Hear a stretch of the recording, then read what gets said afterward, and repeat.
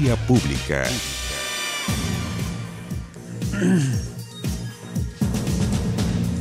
¿Cómo están ustedes? Muy buenas noches, bienvenidos a esta Vía Pública. En solo unos minutos el presidente de los Estados Unidos, Donald Trump, se dirigirá a la nación en un discurso que será transmitido por muchas, las más grandes cadenas de ese país y en el horario de mayor audiencia, 9 p.m. allá, en muchos estados, no en todas partes. ¿A qué se va a referir? Informar sobre la situación de la frontera con México y su demanda de la construcción de un muro para impedir lo que califica como una inmigración ilegal y peligrosa. Se cree que pudiera declarar emergencia nacional, un estado excepcional, lo que le permitiría llevar a cabo sus planes sin respaldo del Congreso, unos 5.600 millones de dólares, sin pasar por el Congreso, que usted sabe que ahí están trancadas las negociaciones y por eso está cerrado el gobierno. Trump mantiene una dura batalla con los demócratas en el Congreso por la financiación de este proyecto de muro fronterizo que ha llevado al cierre parcial del gobierno hace más de 17 días. Fíjese que es el segundo más largo de la historia, hay registro. Si llega al fin de semana esta situación, sería el más largo de la historia de los Estados Unidos. Bueno, esto ante la falta de acuerdo por el presupuesto nacional. El mandatario Trump escribió en su cuenta de Twitter, como suele hacerlo, así le gusta gobernar, que hablará sobre lo que llamó la crisis de la seguridad nacional y humanitaria en la frontera sur. Pocas horas antes, la vocera de la Casa Blanca, Sarah Sanders, anunció que el presidente viajará este jueves a la frontera con México para reunirse con quienes se encuentran en la primera línea de la crisis humanitaria, así lo dijo, y de seguridad nacional. Según indicó la funcionaria, esto podría ocurrir. Ante la fuerte resistencia de los demócratas, que ahora tienen la mayoría en la Cámara de Representantes, Trump señaló que podría declarar una emergencia nacional y utilizar lo que se llaman poderes de emergencia del gobierno para construir el muro. De todas formas, la oposición, el Partido Demócrata, le ha pedido a las grandes cadenas norteamericanas que den un espacio similar de tiempo para poder responderle a Trump. Y en Chile, el ministro del Interior, Andrés Chadwick, descartó presentar su renuncia. Esto tras la ofensiva de la oposición por la declaración del renunciado general de Carabineros, Mauro Victoriano, quien declarara en la Fiscalía que él le informó a Chadwick que Camilo Catrillanca estaba armado en el operativo, que no estaba armado en el operativo en que murió. La oposición está evaluando una eventual acusación constitucional en su contra, mientras presiona al presidente Piñera para que le exija su dimisión.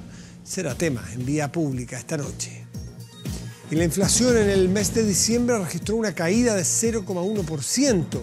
Es el registro más bajo desde septiembre de 2017.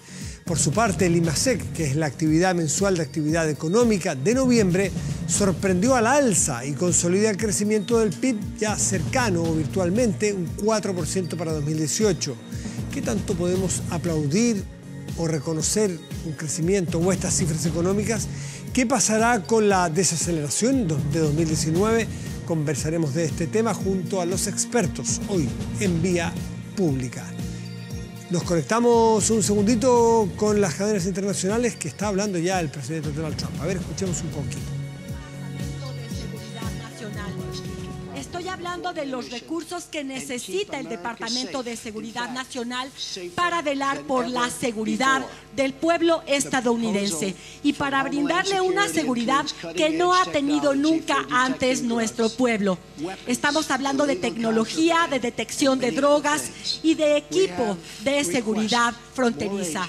Hemos pedido también más agentes, jueces migratorios, equipo para procesar la cantidad cada vez mayor de peticiones de asilo. También nuestro proyecto contempla un proyecto de ayuda humanitaria y de asistencia médica. Además, hemos pedido al Congreso que se cierre las lagunas en materia de seguridad fronteriza para que estos pequeños de los que hablo puedan volver a salvo a casa. hablando de seguridad fronteriza, quiero decirles que nuestros profesionales en la materia nos han pedido 5.700 millones de dólares para construir un muro. Los demócratas quieren que este muro sea de acero y no de concreto. Estamos hablando de un elemento vital, de piedra angular de nuestra seguridad nacional y de nuestra seguridad fronteriza. Es una medida de sentido común. Esta muralla física se pagará por sí misma si pensamos en el freno que pondremos a la entrada de drogas que ascienden a unos 500.000 millones de dólares al año. Este muro también se pagará indirectamente por el gran nuevo tratado comercial que firmamos con México, el TEMEC. El senador Chuck Schumer, quien hablará después de mí, ha dicho repetidamente que estuvo a favor durante mucho tiempo, eso dijo, que estaba a favor de un muro. Pero ¿qué creen? En cuanto fue propuesta mía, propuesta de mi campaña, se han dicho en contra de este proyecto. Y ahora se niegan a dar a nuestros valientes agentes de seguridad fronteriza el equipo que necesitan para proteger a nuestras familias y a nuestra nación. Por eso tenemos un cierre parcial del gobierno federal, por una sola razón, porque los demócratas no quieren financiar la seguridad fronteriza de esta nación. Mi administración está haciendo todo lo que tenemos a nuestro alcance para paliar el daño que sufren nuestros trabajadores del gobierno federal. Pero nosotros tenemos que insistir. Los demócratas lo que quieren es que se reabra el gobierno mientras se discute el asunto. Pero yo lo he dicho muy claro, si llegamos a un acuerdo, esto podemos superarlo en unos 40, 45 minutos de discusión. ¿A qué invito a los demócratas? A superar este juego político. Algunos han dicho que una barrera física es un proyecto inmoral. Entonces yo les pregunto, ¿por qué políticos poderosos de fama construyen murallas alrededor de sus residencias? Por amor a su familia, no por odio a los de fuera. Lo inmoral es que los políticos se nieguen a actuar en bien de una ciudadanía a la que tenemos que proteger y a la que victimiza el fenómeno de la inmigración ilegal. Yo en California me acababa de reunir con la familia de un policía de la Guardia Fronteriza y al día siguiente fue asesinado Donald Trump. por este ilegales. Es su primer discurso Estamos hablando que hace desde el Salón Oval en su héroe presidencia, tiene todo un simbolismo. por manos de Hasta una aquí persona que le no plantea a los tenía demócratas por la qué necesidad estar de en nuestro dialogar territorio. para En destrabar California, el problema que tienen. Dice que en 40 o 45 minutos puede lograr el acuerdo, porque esto es un asunto de seguridad nacional. Sigamos escuchando a ver si vamos a seguir escuchando a ver si es que plantea esta amenaza de conseguirlos por la vía de la emergencia nacional. Escuchemos un poquito más lo que él ha planteado como la piedra angular de la seguridad norteamericana, el muro fronterizo con México. La Mara Salvatrucha, pandilleros de la Mara Salvatrucha. De hecho, menores de edad fueron detenidos el año pasado por haber apuñalado y asesinado a una jovencita de 16 años. Yo en estos años me he reunido con familias que han perdido a un ser querido por la brutalidad y la violencia de ilegales criminales. A mí me duele el dolor de estas familias. Esta es una tragedia terrible. Bueno, hasta aquí las declaraciones o la transmisión de esta cadena, si se puede decir, en Estados Unidos, del presidente Donald Trump frente al problema que aqueja por 17 días a los Estados Unidos. Está parado el gobierno. Hay riesgo de que haya funcionarios federales que no reciban sus salarios a fin de mes porque está cerrado, sí, técnicamente cerrado el gobierno. Vamos a seguir atentos a las reacciones de lo que ha dicho Donald Trump. Plantea como en blanco y negro esta postura de que en Estados Unidos tiene planteada la crisis, plantea todos los argumentos a favor de poder construir el muro y ofrece una conversación breve. En 45 minutos dice que la pueden la pueden lograr. Vamos a ver qué contestan los demócratas, vamos a estar atentos. Por ahora nos vamos a plantear la pregunta a la cual los invitamos para el día de hoy.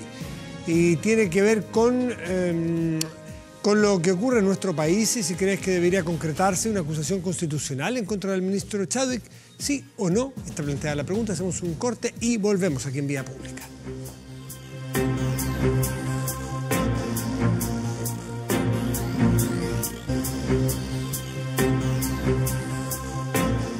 Lo que ocurre en el gobierno por estos días, o desde ayer o las últimas 24 horas, se puede decir sin temor a equivocarse que es una crisis política. No sabemos cuál va a ser el término de esta crisis política, si se va a poder controlar, o si va a terminar en una destitución o un cambio de gabinete, o si va a terminar en una acusación constitucional de parte de la oposición al ministro del Interior, Andrés Chadwick. Pero el caso es que el gobierno reconoció que el presidente volvió desde el extremo sur de nuestro país. Tenía una visita hasta el fin de toda esta semana. Volvió porque hay una convulsión política, hay una situación política que hay que atender. Y para eso hemos invitado a Marco Moreno, que es decano de la Facultad de Gobierno de la Universidad Central, para analizar estos momentos, cómo ha ido increciendo la presión y a partir del caso Catrillanca, que ocurrió el 14 de noviembre. Mire, le pongo la fecha para que usted tenga perspectiva al tiempo que ha ocurrido. Solo ha ido increciendo este problema. Marco, gracias por estar aquí. Muy buenas noches. Hola, Matías, buenas noches. ¿Cuáles son los escenarios posibles que tú ves? Primero, ¿tú crees que es una crisis política esta? Sin duda, porque fíjate que en otros gobiernos, en el de Piñera, de Bachelet, durante el gobierno Lago, murieron otros comuneros mapuche. Sí. Hubo también, digamos, está acreditado que participaron carabineros en esos asesinatos. O sea, similar, se puede decir. Claro, el de Matías Catrillanca, el de Alex Muy, Catrileo, perdón, Mendoza Collido. Sí. Entonces, ¿te acuerdas que eso ocurrió efectivamente? Y no teníamos la crisis que tenemos hoy día, en donde está el ministro del Interior, en estos casos anteriores también los ministros del Interior eran cuestionados, pero no teníamos este nivel, ¿no es cierto?, de cuestionamiento, y por eso propiamente podemos hablar de que estamos frente a una crisis política de envergadura, como tú muy bien decías. El propio ministro Chadwick reconoce que el presidente vuelve de esta gira al sur, una gira local, ¿no es cierto?, que uno dice, es tanta la magnitud como para que el presidente regrese. Y si atendemos las palabras del propio ministro Chadwick, para atender o hacerse cargo del clima de polarización que él dice vive el país. ¿Y por qué es bueno el punto que tú tocas? Si es que ha habido situaciones similares, con muertes de comuneros mapuches en gobiernos anteriores, no llegaba hasta este punto la crisis política. ¿Por qué? ¿Porque ha sido mal manejado por o porque la oposición está intentando unirse detrás de este caso, que le ha costado unirse? Sí, yo creo que lo de la oposición es menos relevante porque efectivamente aquí ha habido toda una reacción más bien del sistema político, diría yo, porque no es solo la oposición, también al interior del gobierno hay voces críticas también, ¿no es cierto? Los sectores más a la derecha, por razones distintas, consideran que el manejo del gobierno ha sido inadecuado. Estoy pensando en José Antonio Kast y todo lo que él ha criticado respecto del manejo, la situación en la Araucanía y también el Carabinero. Pero creo que tiene que ver, ¿no es cierto?, con una cierta pulsión del sistema político que está reaccionando frente a una situación en donde se han instalado, ¿no es cierto?, medias verdades, por no decir mentiras, ¿no es cierto?, se ha montado una situación. Han salido 40 generales de Carabineros, ¿no es cierto?, incluido el director general, producto de esta situación. Es decir, estamos hablando de una situación mucho más compleja y frente a la cual el gobierno, hay que reconocer, tampoco ha tenido un manejo muy adecuado. La propia cuña ayer del ministro Chadwick ayudó bien poco cuando se refirió al tema de la interferencia. No era la manera quizás adecuada para enfrentar comunicacionalmente esa situación. Por tanto, eso se crispa. Aunque era de todas maneras hay que decir que era concordante con lo que él había señalado en su declaración ante la Fiscalía cuando fue citado a declarar. Es coincidente, es decir, no escuché, a lo mejor me dijo eso, pero eso yo no lo escuché. Sí, pero habían 854.500 razones para haber solicitado más información, digamos, volver a llamar, volver a insistir ese mismo día. El ministro dice que al día siguiente, muy temprano, recibe un informe de Carabineros donde habla efectivamente de de que hay intercambio de disparos. Y a partir de, a las 8 de la mañana, al día 15, al día siguiente, y a partir de eso, entonces, es que son todas las declaraciones del gobierno. ¿Por qué creerle ahora a Victoriano, Victorino,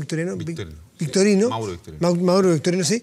¿Por qué creerle ahora a Victorino que en su declaración dice haberle comunicado al ministro del Interior que no iba armado Catrileo, pero no al informe que le entrega al gobierno Carabineros al día siguiente? Entonces, ¿en qué momento Victorino parece que se contradice, no?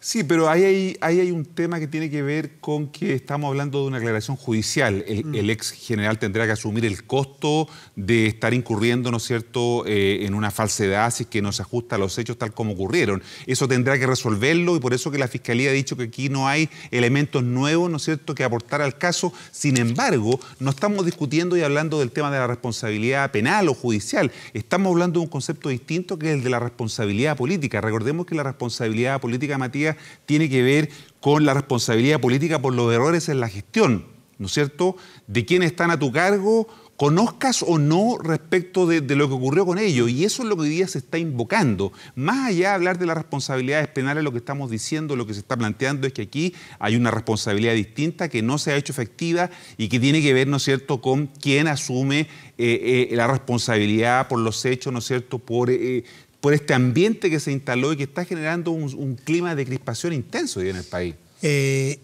No bastó con la renuncia del intendente. ¿Tú crees que eso fue mal manejado? ¿Salió muy pronto? ¿Dejó muy abierto el espacio para exponer a Andrés Chadwick? ¿Cómo se manejó eso? Lo que pasa es que era el primer fusible, yo creo que se ocupó adecuadamente. Después la interpelación que hizo el ministro Chadwick en el Congreso fue una interpelación donde salió bien parado, digamos.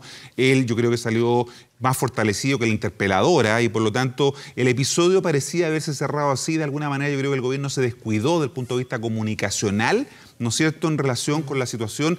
Hasta que estalle, conocemos, ¿no es cierto?, esta declaración judicial del general de zona. No estamos hablando de cualquier general, estamos hablando de un general que estaba a cargo de la zona y por lo tanto uno puede prever que efectivamente a lo mejor hay más antecedentes que tampoco conocemos, ¿no? Ahora se plantea como, para algunos, como que se hubiese mentido Chadwick, y yo buscando declaraciones de Chadwick, él en ningún momento señala que Catrillanca o su acompañante iban armados o que hayan disparado.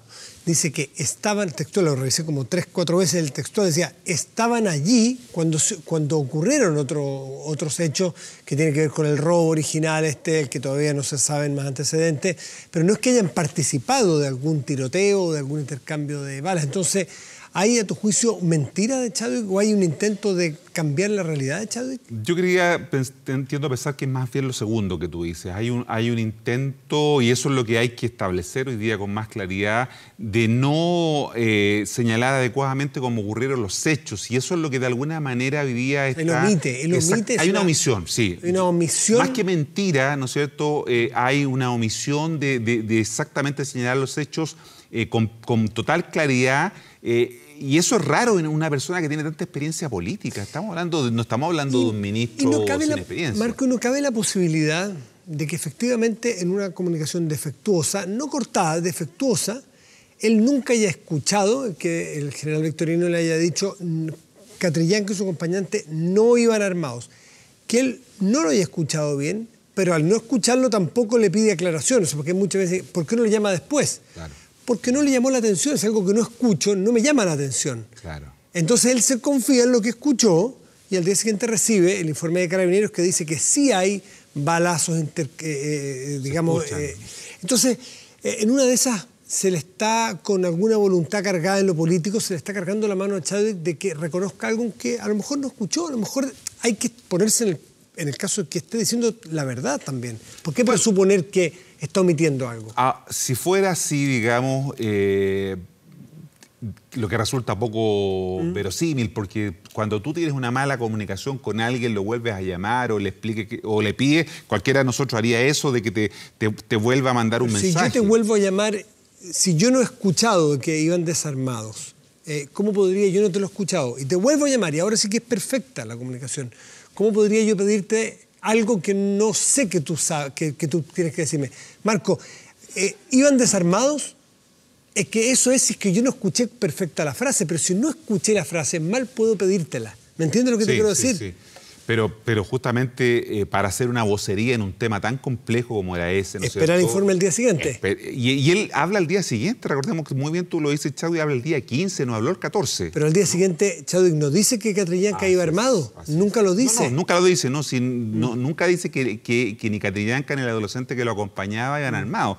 Si el punto es que hay una omisión respecto de lo que le había informado desde el primer momento el general de zona que estaba ahí, digamos, que le señaló con claridad ese punto. Y por lo tanto, eso es lo que de alguna manera genera eso ya sería, si hay una omisión, puede generar una situación penal distinta, judicial, porque ahí habría a lo mejor encubrimiento. No es solo la responsabilidad política que tú me estabas diciendo. Eso es lo que están evaluando hoy día. Mañana hay una reunión a las 11 muy importante en el Congreso, ¿no es cierto?, por parte de las bancadas, de quienes conforman las oposiciones hoy día, para evaluar justamente la viabilidad de una acusación constitucional, que es el principal riesgo que hoy día tiene el gobierno, especialmente porque de prosperar esta acusación constitucional, recordemos que si es sancionado, el ministro Chadwick quedaría inhabilitado por 5 años, ¿no es cierto?, para ejercer derechos políticos y cargos de representación. El presidente Piñera en su primer gobierno enfrentó acusaciones constitucionales a su ministro del Interior, Rodrigo Ginspeter. Así es. No sé si tú lo recuerdas. Así es. Entiendo que fueron 2 incluso acusaciones a Rodrigo Ginspeter.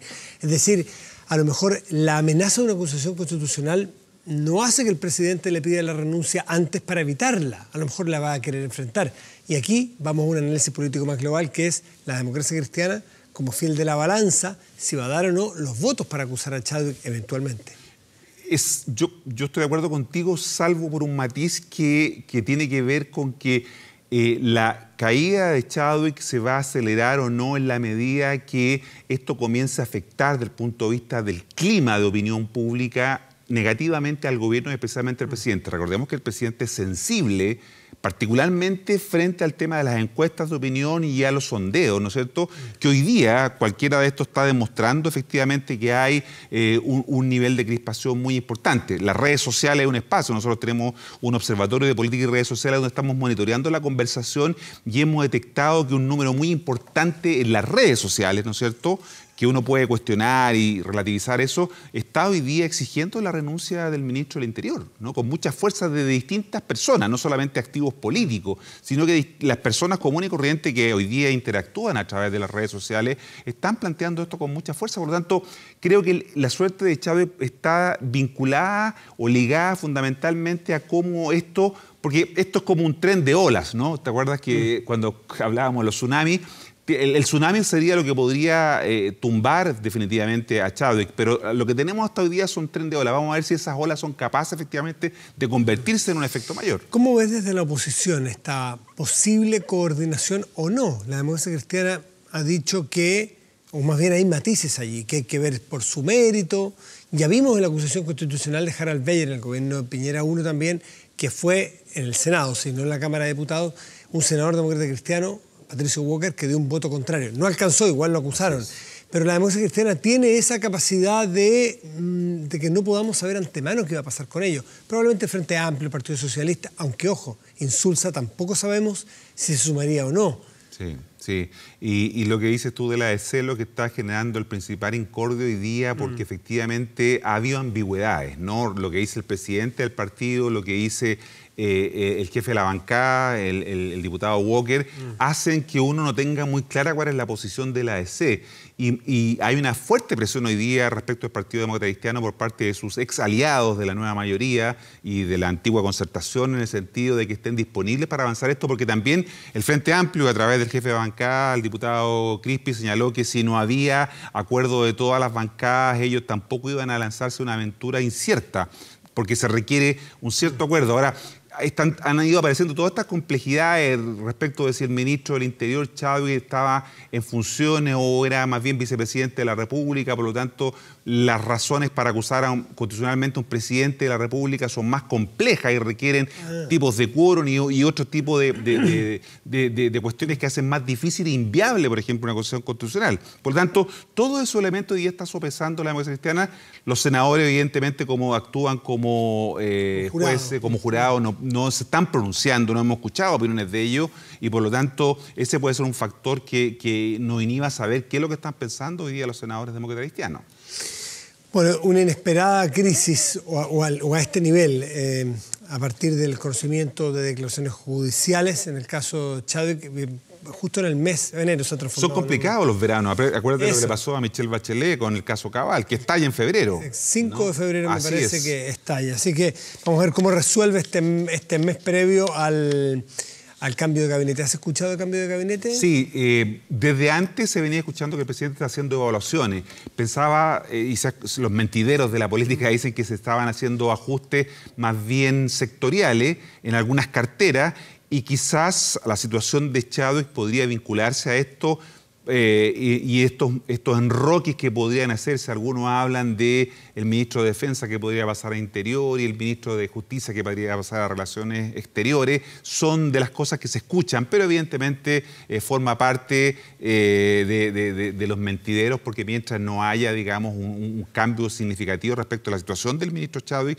esos movimientos quizás... Chadwick es muy cercano, no solo familiarmente, es muy de la confianza del presidente Piñera. Tiene que haber un problema muy grave a juicio del presidente de la República para prescindir de su ministro. Y es el pivote sobre el cual se estructura, digamos, el equipo político de este gobierno.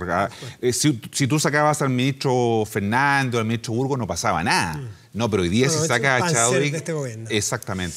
Marco Moreno, decano de la Facultad de Gobierno de la Universidad Central, te quiero agradecer por estar esta noche aquí en Vía Pública. Gracias, Matías. Chao.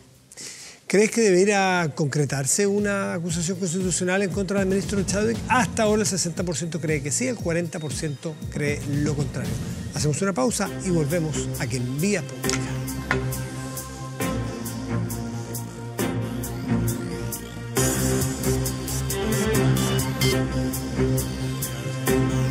Chicos, estamos aquí de vuelta en la Vía Pública y vamos a analizar la economía, porque hemos tenido en los últimos días cifras que dan para proyectar este 2019.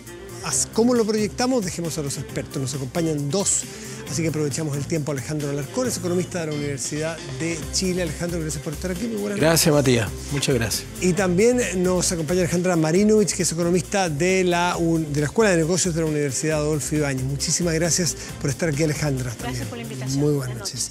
A ver, partamos por... yo creo que inflación e IMASEC. Inflación menos 0,1, IMASEC 3,1. Es decir, podríamos decir el mundo perfecto. Crecimiento en recuperación, inflación a la baja. ¿Eso es tan así, ustedes que son expertos? Yo creo que hay que tomar esas cifras con un poco de cautela. Me parece que la inflación negativa es más bien algo puntual. Las expectativas están ancladas en un 3% en los 2 años que le interesan al Banco Central. Por lo tanto, es un dato bastante especial, muy marcado también por la baja, por ejemplo, de los alimentos, por las liquidaciones de fin de año. Entonces, no te diría que es algo que se va a mantener en el tiempo. Ya, pero sí se va a mantener la inflación dentro del rango esperado. Sí, de hecho, se espera que esté un poquitito por debajo del 3% si seguimos como vamos, pero eso son buenas noticias en general. Es decir, por ahí no vamos a tener presiones para que la economía se desacelere. Eso está tranquilo y el dato es más bien puntual. Ya, pero el ministro de Hacienda, que es político también, además de técnico, dice va a bajar la UEF, que inmediatamente a la gente le dice, a ver, ¿qué es eso? ¿Me va a bajar el arriendo, o el hipotecario, o la cuota del auto, lo que fuera? Eso es cierto. Ya. Es cierto, Sí, y no, es sí, una cierto. buena noticia, pero es el lado positivo. Es el lado positivo de las cifras. Si nosotros vemos, por ejemplo, el IMASEC salió más alto que lo esperado, yo te diría que también es un dato puntual, es un dato que refuerza, que hemos venido recuperando, pero las expectativas es que el próximo año no volvamos a ver cifras, el 2019, sí, ¿cierto? No volvamos a ver cifras que sean tan por sobre lo esperado. Ok, porque esto fue más allá de lo esperado. Alejandro, ¿cuál es tu mirada? Bueno, yo tengo una visión optimista de lo que está pasando con el crecimiento de la economía, aunque comparto con Alejandra que este año, vamos con el próximo, este año también vamos a tener un cierto ajuste que no sabemos de cuánto va a ser, por la simple razón de que depende en forma muy fuerte de las conversaciones que están teniendo en estos momentos en Beijing, China con Estados Unidos.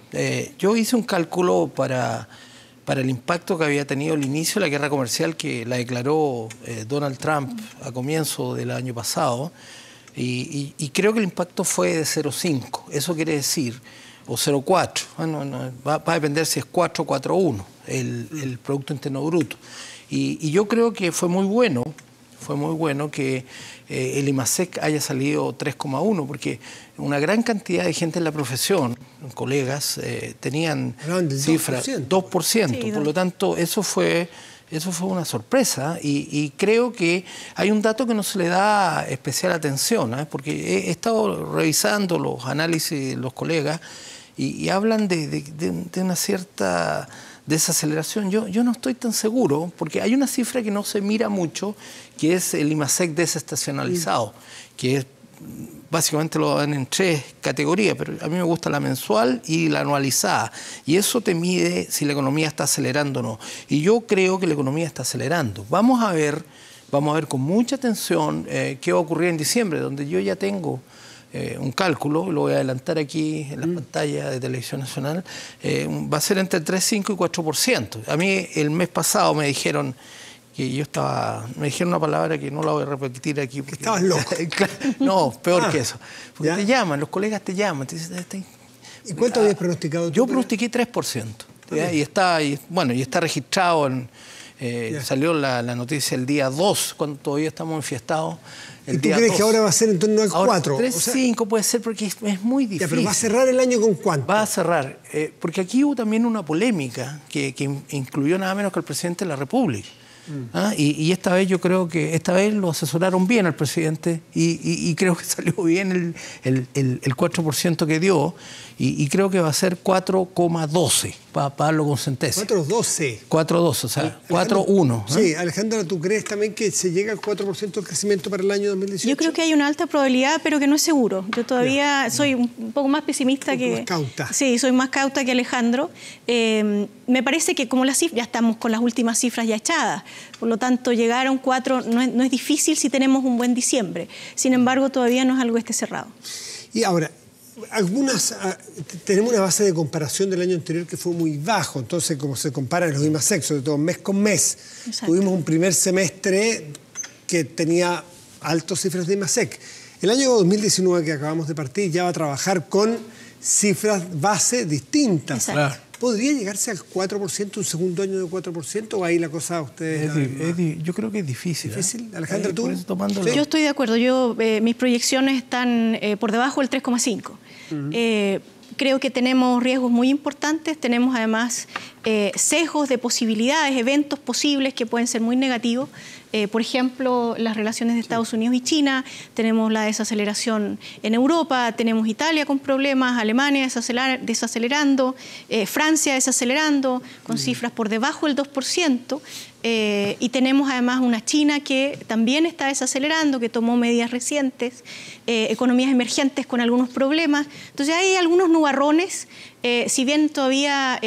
las perspectivas es que el crecimiento se mantenga en términos generales en torno al crecimiento mundial por sobre el 3,5. Lo que observamos es que hay riesgos importantes que tienen probabilidades no menores. Muchos riesgos que Chile no puede manejar mucho. Exactamente. La relación de Xi Jinping con Trump, poco podemos hacer. Exacto. Pero riesgos chilenos, riesgos domésticos. Eso es lo que yo te quería complementar. Yo estoy de acuerdo con que va a haber un impacto de la economía internacional. Esto de Estados Unidos y China va a tener un efecto, salga lo que salga, ojalá que salga lo mejor posible para Chile, pero Europa también tiene una tendencia declinante y tenemos el Brexit en Inglaterra, que creo que va a salir muy mal. Creo que va a salir muy mal. Y por lo tanto se va a sumar esas malas noticias a la declinación, y tenemos Japón también, que es una de las economías más importantes. Entonces, yo creo que aquí depende mucho de lo que pase en Chile. Porque mi cálculo anterior a esto era más o menos en el escenario que el Banco Central nos describió a principios de diciembre, con un Producto Interno Bruto para este año entre 4,25 y 3,25. Mientras más se encrespa el escenario internacional, más nos vamos a acercar al 3,25. Mientras menos, podemos luchar por una cifra. Pero el cálculo que yo tengo, y lo voy a dar nuevamente, es que para el año 2019 repetir el 4%, la inversión, el crecimiento de la inversión tendría que duplicarse. Vamos a tener cerca del 7% para el año 2018, y en el año 2019 el Banco Central nos está dando calculó una cifra un poco menor, pero si llega al 7%, no da para que la economía crezca 4%. Tendría que crecer el doble la inversión. Ya. Por lo tanto, la variable clave de tu pregunta, Matías, efecto doméstico es la inversión. La inversión. Si la inversión realmente no crece, vamos a tener problemas y para eso tenemos... Viene creciendo, dicen las autoridades. No, está creciendo cerca del 7%. Pero lo que te estoy diciendo es que este año, si se repite ese 7% que creo, no da para que la economía... Entonces, el principal interés de todo el país a esta altura, porque hay una reforma tributaria que yo sí creo que tiene un impacto muy importante sobre la inversión, es un esfuerzo enorme en términos de inversión bruta en capital fijo. Alejandra, ¿impactos domésticos que tú puedas ver? Sí, yo concuerdo con Alejandro respecto del rol de la inversión. Soy menos optimista que Alejandro respecto a la cifra. Yo creo que la inversión en general va a tener una desaceleración en concordancia con lo que se espera para el mundo.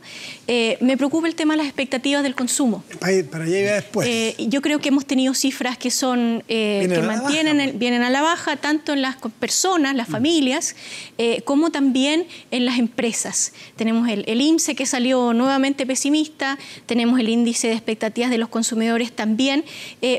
Mirando las cifras, fíjate, un dato que me llamó mucho la atención es que a 5 años las personas se mantienen con expectativas pesimistas y que vamos a enfrentar vaivenes. Y eso es lo que hace que la gente, por ejemplo, compre bienes durables, una televisión, un televisor, un auto, un refrigerador. Ese tipo de cosas son las que mueven la economía porque hacen que las empresas inviertan, contraten gente, compren insumos, bienes de capital.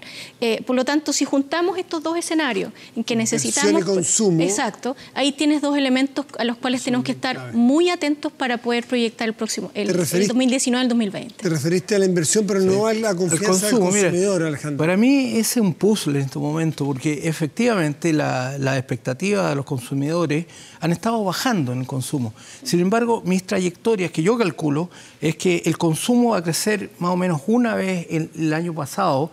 Es decir, el consumo va a crecer cerca del 4% y debería tender a mantenerse porque el mercado crediticio no hay restricciones tan importantes, se sigue utilizando la demostración de la venta de algunos productos, por ejemplo los autos, Exacto. los televisores y otros electrodomésticos. Y hay un dato que dio el Banco Central en el último informe de política monetaria, la masa salarial. El Banco Central nos ilustró diciendo que la masa salarial está creciendo cerca del 4%. Entonces para mí es un puzzle. Porque veo la masa salarial creciendo, veo el consumo creciendo y sin embargo las expectativas de los consumidores están bajando. Yo en este momento no tengo los suficientes antecedentes para poder hacer un match, hacer un cruce. No me calza. No me calza eso, no me calza. Bueno, tocaste el salario, el empleo también es otro factor importante porque el empleo sí conversa mucho con las expectativas del consumo individual de las personas. Sí. Y el empleo es el cable a tierra de una economía que uno la ve en las cifras, la ve de los economistas, ve a los políticos, ve al gobierno, pero la gente dice, ¿aquí llegó o no llegó? Y eso me gustaría que te hicieras cargo del tema de empleo, cómo debiera andar. Mira, lo que estamos teniendo recientemente es una discusión de si las mediciones de las cifras de empleo están correctas o no. El Banco Central hizo un informe muy particular, especial. Es raro que el banco se pronuncie sobre estos temas en diciembre. Y además hemos tenido el INE diciendo que van a hacer algunos cambios en la medición. Pero uno puede detectar la temperatura de la economía no solo por los datos de la medición del INE. Están los datos de la Universidad de Chile y hay otros tipos de datos. Por ejemplo, la compra de autos, la masa salarial, o sea, cómo se está moviendo la gente. Y lo que uno observa es que si bien la masa salarial ha aumentado, el crecimiento es bastante moderado. Y hemos tenido cambios importantes, por ejemplo, con la migración. Tenemos presiones sobre la fuerza laboral, mucha gente que se ha incorporado al mercado laboral y por lo tanto tenemos poca claridad de hacia dónde va a ir. Habríamos esperado que el desempleo bajara más rápido, en línea con la recuperación de la economía. Y sin embargo vemos que se mantiene esa tasa. Hay que mirar también que la calidad del empleo ha mejorado, se ha pasado de cuenta propia a más trabajos formales. Sin embargo, eso no se refleja en otros indicadores y para qué decir de las expectativas de los consumidores. Yo concuerdo que tenemos todavía mucho que observar y por lo tanto las proyecciones de crecimiento tienen un riesgo importante porque si tenemos estos dos componentes, inversión y consumo, y sabemos poco de lo que puede ocurrir o con el ámbito minero, que es bastante volátil, con el precio del petróleo, y además tenemos las expectativas de las personas que están un poco volátiles, tenemos un puzzle para poder predecir con mayor certidumbre. Alejandro, para terminar, si es que Chile crece el próximo año seamos prudentes, medio 3.7, o sea, entre 3.2 y 4, no, un poco menos ya, 3.6, 3.5. Ese es un crecimiento que está en línea con el mundo, ¿o no? Sí, sí. Yo creo que podría estar un poquito arriba del mundo. Un poco arriba. Creo que si vienen las 7 pestes de Egipto y efectivamente hay una desaceleración global de la economía, nosotros vamos a quedar arriba del mundo todavía el próximo año. Y eso debiera generar, si el chileno entiende que estamos creciendo a nivel mundial, debería generar optimismo, debería generar un poco mejor... Aquí hay una cosa clave que dijo Alejandra recién, que es el comportamiento del mercado laboral. Es el termómetro. Había un rezago muy grande entre este crecimiento muy importante de la inversión, el 7%, no lo veíamos por lo menos hace 4 años atrás, no estaban con tasas negativas. Y ese impacto todavía no ha impactado a la demanda por trabajo. Y eso es muy importante porque cuando la inversión impacta la demanda por trabajo, aparece el trabajo de calidad, los salarios reales promedio más altos, las mejores expectativas, el consumo, la masa salarial. Entonces yo creo que es la clave y ahí me permito hacer inmediatamente una sugerencia. Ya es hora, dado que si tú miras el desempleo de las mujeres es mucho más alto. Entonces ya es hora que entre claramente normas que cambien, leyes quizás, el funcionamiento del mercado laboral femenino, que haya más trabajo, teletrabajo exacto. Y más flexibilidad. Cuando uno habla de flexibilidad, te dicen el Macron chileno y otras cosas, ¿no es cierto? Flexibilidad del mercado laboral, pero que es necesario para que efectivamente el desempleo empiece a bajar en un nicho que es muy importante, que es las mujeres en el mercado del trabajo. ¿De acuerdo en eso, Alejandra, tú? Absolutamente. Yo creo que el tema de la incorporación de la mujer, estamos muy por debajo de las cifras de promedio de la OCDE de participación, por lo tanto que tenemos que seguir trabajando en las políticas de incorporación, que van desde las salas cunas, pasa por la flexibilidad, pero también pasa por la educación, la incorporación de la mujer en los ámbitos de las decisiones públicas, etcétera. Muy de acuerdo. Alejandro Alarcón, Alejandra Marinovich, los economistas los dos, les agradezco mucho esta clase online que nos han hecho sobre las expectativas que tiene una economía chilena y con sus riesgos, pero también con sus fortalezas, así que les agradezco nuevamente a los dos por estar aquí. Muchas gracias, Matías. Buenas noches. Buenas noches. Hacemos una pausa, volvemos aquí en Vía Pública.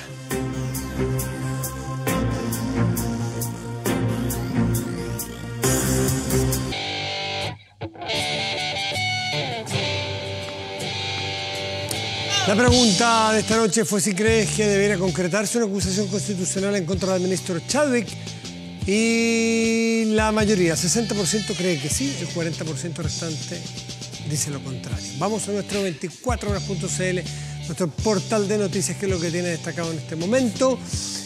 Mineduc logra acuerdo con 4 instituciones de educación superior para reubicar a estudiantes de la Universidad del Pacífico. Gran noticia para esos estudiantes que pagan el pato de la crisis de su universidad, no pueden quedar ahí perdiendo el tiempo que han acumulado en sus estudios, así que una buena noticia. Vamos a la temperatura. En la región metropolitana en este momento hay 15 grados con 5 décimas. Para mañana y pasado, que es lo que se espera en esta misma región, despejado y despejado, 25 máxima para mañana, 28 máxima para el jueves. Vamos a revisar otras regiones de Chile, ¿qué le parece? Calama, región de Antofagasta, parcial, para mañana máxima 23. Quellón, esto es en la región de los lagos, en la isla grande de Chiloé, parcial, máxima 13 grados. Y hoy habría cumplido 72 años, estamos hablando de David Bowie, maestro, gran artista. El camaleónico británico nació un 8 de enero del 47, dueño de un estilo incomparable, una mente siempre inquieta en lo intelectual, muy creativo, además de cantante, compositor, productor, incluso actor, considerado uno de los cantantes de rock más importantes de la historia. David Bowie, con más de 5 décadas en los escenarios y más de 136 millones de discos vendidos, es hasta nuestros días un ícono pop que traspasa las fronteras de la música. Un dato anecdótico de su vida es la publicación de su último disco en 2016, precisamente un día como hoy, en su cumpleaños 69. Sin embargo, 2 días después falleció víctima de un cáncer contra el que luchaba. Con el recuerdo de David Bowie y Ziggy Stardust, cerramos esta Vía Pública. Muy buenas noches y gracias por venir.